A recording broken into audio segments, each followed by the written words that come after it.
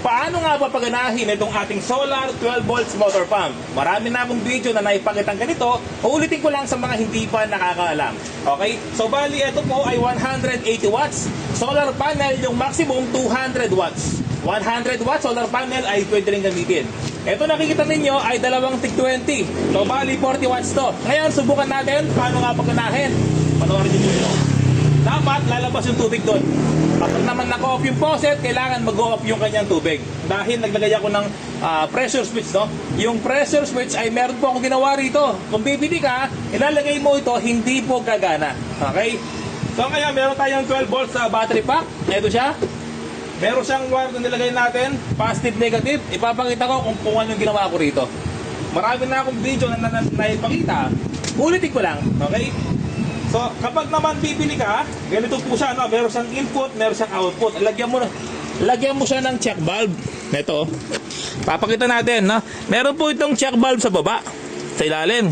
Kasi kung walang check valve na ganyan, ay check valve, put valve, no? Put valve po yan, puro na ako check valve, put valve. May plastic, may GI, may metal. Ayan, kapag bibili ka, usually kasama po yan put valve, no? Input po ito, tapos ito yung kanyang output, no? Hindi yan maglalabas ng tubig kung hindi mo siya lalagyan ng pondo. Okay? So, lalagay na natin yung ating battery. Positive. Lagay natin, no? Ayan, lagay natin yung battery. Ito yung positive. Tapos yung negative, hindi muna, no? Kasi para maipakita sa inyo, hindi po yan maglalabas ng tubig kung walang pondo. Okay? So kahit maghapon ka dyan, hindi maglalabas ng tubig. Kasi marami nakakabili sa online, walang idea kung paano paganahin, no? Paano gamitin. Okay, so buksan mo dito. Ako po talaga, tinuturo ko lahat. Buksan mo dito. Ayan, no? Medyo kalawang na po ito kasi marami ko ng best na ipakita sa inyo. Buksan dito yan.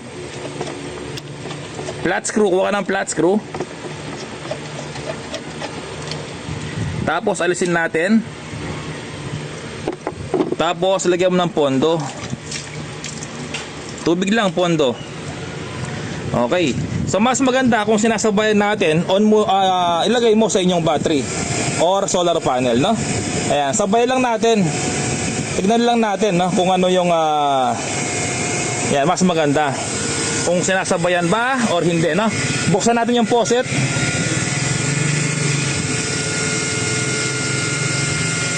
Ayan, no? Kapag kasi gumagana yung makina, ayan, no? Kapag kasi gumagana yung makina, tuloy-tuloy ang pagkasok ng tubig. Okay, ngayon sarado ko ito. Tapos ayan, no? So nag-iba na po yung tunog ng ating motor. So ibig sabihin po yung tubig punong-puno na. Kailangan ko ng takpan. Okay, so ganyan lang mga repairman, napakadali, no? Yung iba po kasi walang idea kung paano ito paganahin. At least kung bibili kayong ganito, alam mo na kung anong gagawin, di ba? O, hipitan lang natin ng maayos.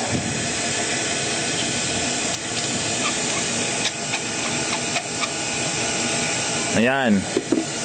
Buksan natin. Ayan, mga repairman, no? Off natin. Ayan, no? So gumagana pa siya. Konting adjust. Ito pala ginalaw ko nung nakaraan, no? So adjust. Kailangan kapag naka-off yan, mag-off din to, no? Kaso gumagana pa eh. Okay, adjust lang natin.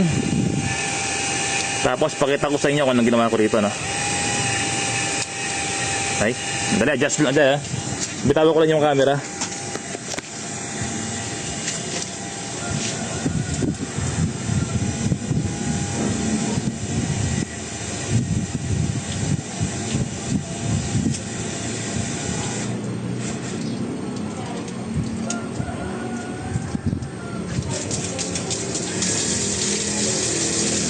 Ayan, mga repairman, no?